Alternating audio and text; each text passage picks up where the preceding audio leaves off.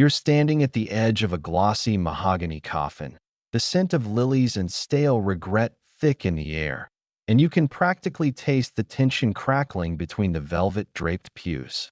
A paid quartet saws through a minor key hymn, doing its best to muffle the whispers.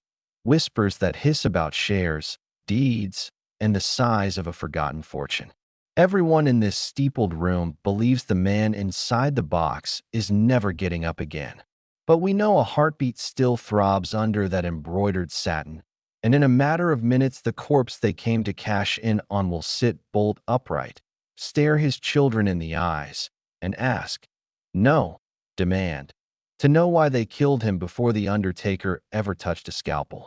Keep watching, because before the lid lifts you'll see just how fast love curdles into greed.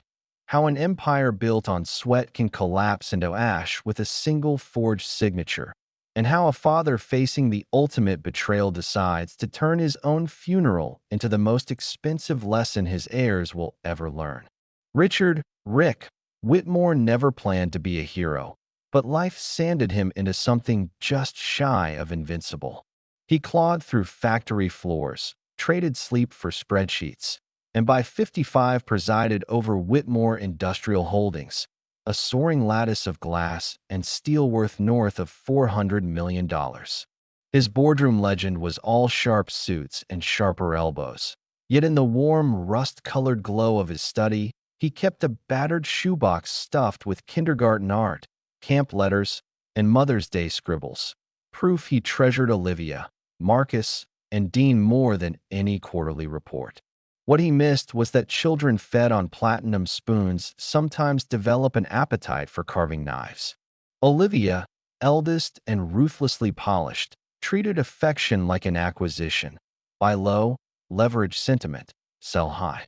Marcus was flashier, company sports car, company card, company entourage, yet the smile never reached his calculating eyes. Dean, the youngest, hid insecurity behind philosophical quips and a podcast no one asked for. They orbited their father's fortune, each convinced they alone deserved the keys to the kingdom once the Titan's heart finally sputtered out.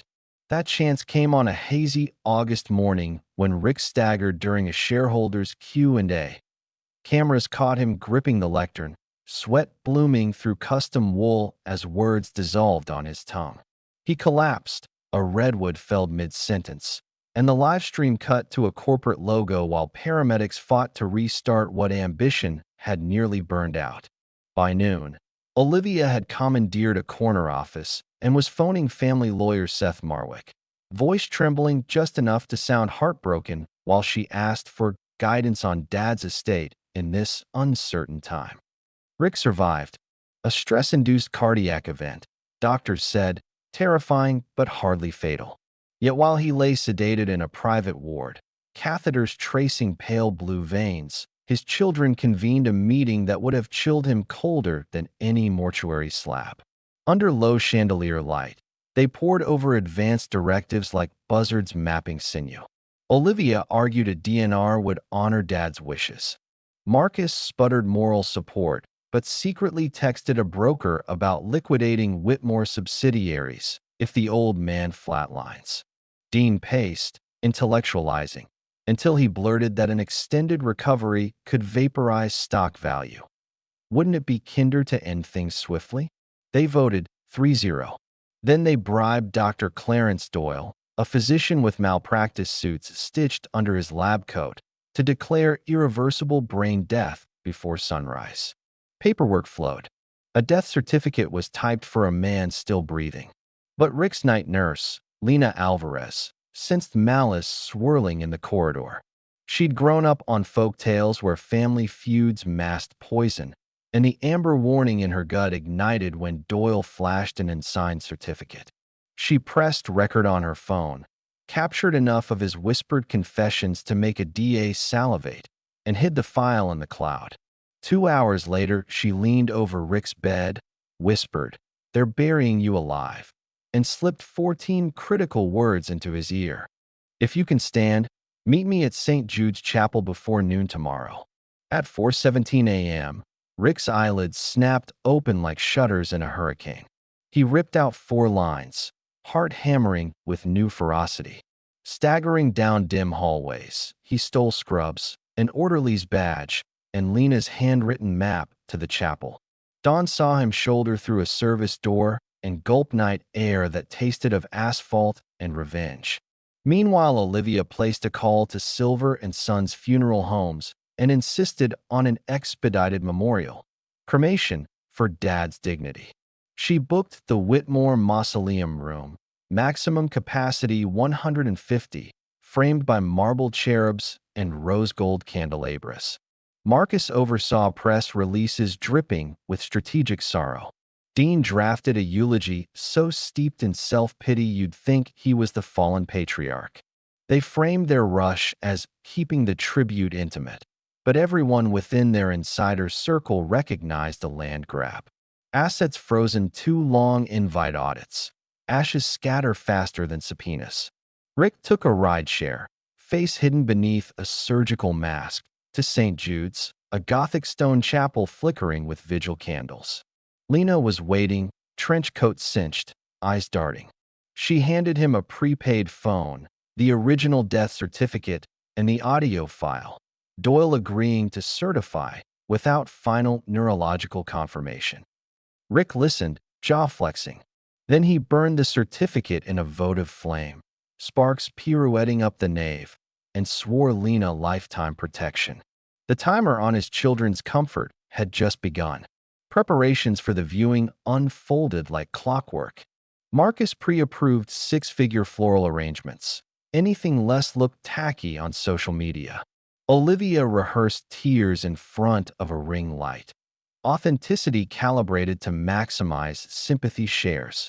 Dean posted a black square tribute, appended by a Google Drive link soliciting donations to upkeep Dad's legacy podcast network. Across town, Rick executed his own rehearsal, pacing the chapel's center aisle, reciting bullet point questions guaranteed to lance open every vein of their greed. Day of the funeral, clouds bruised the sky, and humidity clung to silk dresses like a second skin. Whitmore employees filed in, hushed thick with speculation. Stocks had dipped 8% overnight. Security ushered mourners past velvet ropes, where a closed coffin rested like a sealed bank vault. Inside, weighted blankets and 20 pounds of dry ice maintained the illusion of occupancy. Olivia stood near the coffin, hand fluttering to her throat each time a board member mentioned interim leadership. Marcus arrived late, purposeful swagger flickering at the edges. Dean circulated, greeting junior executives he'd ignored since Christmas parties, soft-selling his vision for the conglomerate. In a supply closet behind the sanctuary, Rick slipped into a bespoke charcoal suit Lena had fetched from his penthouse. He studied his reflection, cheeks gaunt, eyes ablaze. The suit still fit. Everything else in his life was hanging by threads. He clasped a tiny body cam inside his lapel. Footage would later stream to shareholders. At 11:03 a.m., just as the organist struck the first mournful chord, Rick stepped through a service corridor and crouched behind the partition wall, heartbeat syncing with the bass pedals. Olivia approached the podium. Lights sharpened the tear tracks on her cheeks into glittering war paint.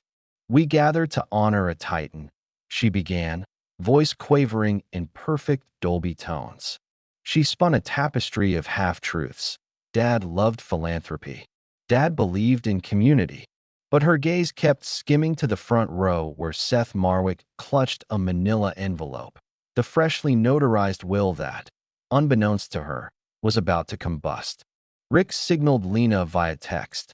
Now. She killed the lights from the fuse box. Gasps ricocheted. Emergency bulbs flickered crimson. Then, finally, Rick's voice rolled across the chapel, low as distant thunder. "I'm not dead yet." A single spotlight reignited, revealing him standing center aisle, palms spread, a Lazarus in Italian leather. Jaws dropped so hard the pews seemed to shudder.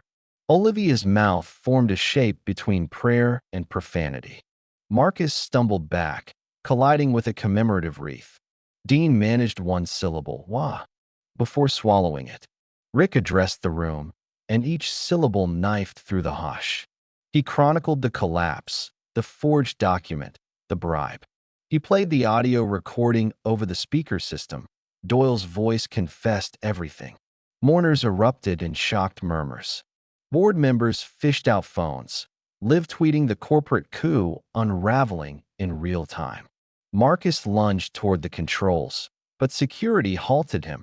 Rick had previously hired an independent firm to guard the venue. Then Rick produced the revised will, version 14.2, signed 2 weeks earlier. It redirected 95% of his wealth into a foundation for whistleblower protection and blue-collar scholarships. The remaining 5% would be held in trust for any family member who could prove 12 consecutive months of gainful employment outside Whitmore Industrial. Gasps became applause from union reps at the back pews. They'd arrived to pay respects, never dreaming the funeral would bankroll their children's university tuition. Olivia's composure shattered. She hurled a crystal vase, shrapnel of orchids raining on marble. Marcus cursed, sprinting for the exit, only to be intercepted by plainclothes detectives Lena had tipped off. Bribery carries weighty penalties. Dean crumpled into a pew, sobs shaking his shoulders, his podcast future vaporizing with each echoing footstep of approaching law enforcement.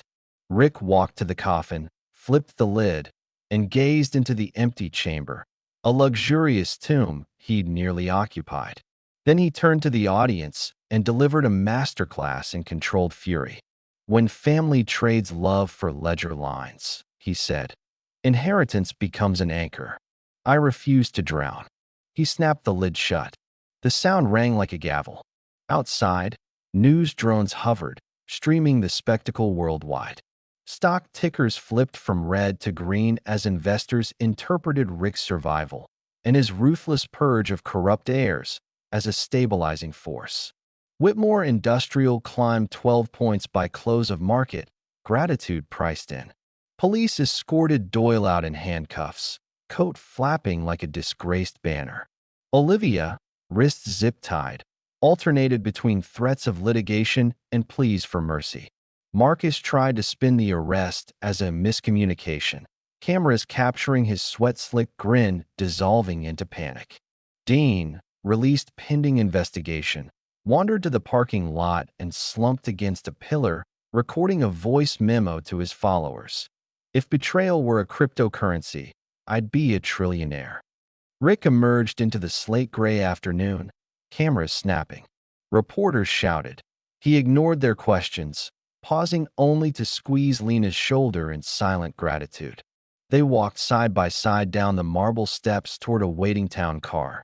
Not a limousine, just a quiet ride back to a life newly unburdened. He felt lighter than he had in decades, the weight of gold finally replaced by the weightlessness of truth. Inside the chapel, caterers boxed uneaten hors d'oeuvres, and ushers extinguished candles still dripping sorrow onto mahogany. The coffin remained, a mute monument to greed, destined for storage until the next wealthy corpse required staging. But everyone who witnessed that impossible resurrection carried home a different inheritance, the searing memory of a patriarch refusing to be pinned in by avarice, a reminder that the richest currency is integrity unspent. Rick spent the next year dismantling old patterns. He sold 3 rooftops and bought a modest townhouse overlooking a public park. Each Monday, he punched a clock at the foundation's scholarship desk, reviewing applications from single parents and night school dreamers. He hosted supper Sundays for former factory workers, serving chili he'd learned to perfect during sleepless CEO years. Lena joined as director of outreach. Her laugh so hard it hurts nights became a fixture. And once a quarter, an anonymous envelope arrived for Olivia, Marcus, and Dean, a copy of their employment progress report. Some envelopes contained congratulations and incremental trust releases. Others held a single sheet stamped, insufficient documentation. Accountability, it turns out, can be as relentless as compound interest. So the coffin closed, the cameras dimmed, but the story lingers, a living, breathing pulse that thunders every time ambition whispers louder than love. Remember that when the spotlight tempts you to auction off your principles for applause, because coffins make terrible investments and funerals, even fake ones, are far too expensive a classroom. No moral needs a megaphone. You've just watched it claw its way out of the grave, gasp air, and walk down the aisle.